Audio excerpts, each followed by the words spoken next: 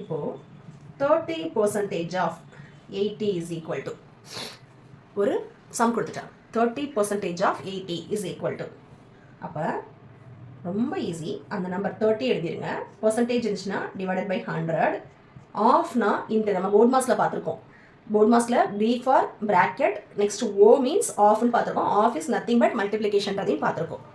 Of 80 is equal to, இப்போ ஒரு division மல்டிப்ளிகேஷனுக்கு அப்புறம் ஒரு நம்பர், டிவிஷனும் மல்டிப்ளிகேஷன் இந்த மாதிரி பக்கத்தில் இருந்தால் நீங்கள் தாராளமாக இந்த மல்டிப்ளிகேஷனில் உள்ள இந்த ஒரு ஜீரோ, இந்த டிவிஷனில் ஒரு ஜீரோ, டினாமினேட்டரில் ஒரு ஜீரோ, இந்த டினாமினேட்டர் ஒரு ஜீரோ, இந்த நியூமரேட்டரில் ஒரு ஜீரோன்னு கேன்சல் பண்ணலாம்.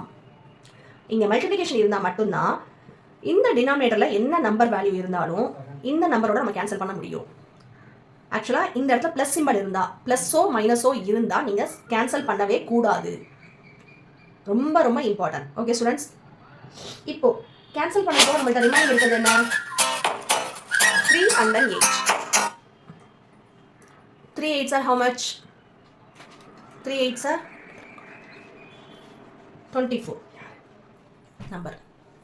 3 8s are 24. So the answer is 24.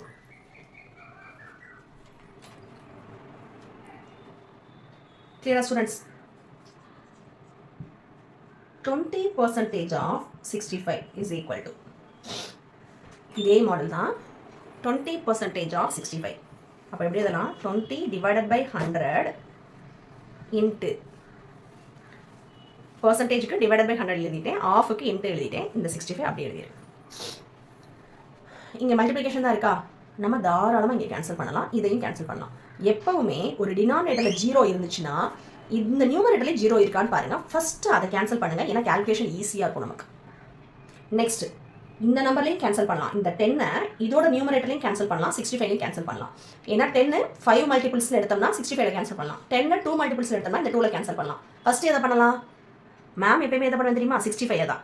ஏன்னா எனக்கு 2 வந்து ஸ்மாலஸ்ட் நம்பர், கேல்குலேஷன் ஈஸியாக பண்ணிடலாம். 65 2ஓட கம்பேர் பண்ணும்போது பிக்கஸ்ட் நம்பர், ஸோ கேல்குலேஷன் கொஞ்சம் டஃப்பாக இருக்கும் எப்போவுமே. அதனால் ஒரு பிக்கஸ்ட் நம்பரை கேன்சல் பண்ண முடியும்னா அதை ஃபஸ்ட்டு கேன்சல் பண்ணி அதை ஸ்மாலஸ்ட்டாக கன்வெர்ட் பண்ணிடுங்க. சரியா? அதாவது 2 5s are 10, 6ல் 1 times, 1 5s are 5, 6 minus 5 1, அந்த 1 இங்கே எழுதிட்டேன். 15, 15ல் how many times 5 இருக்குது? 3 times. 3 5s are 15. இப்போ 1 2s are 2, 1 2s are 2, எல்லாமே கேன்சல் ஆயிடுச்சு. நம்மளுக்கு என்ன நம்பர் தான் கிடைச்சிருக்கு?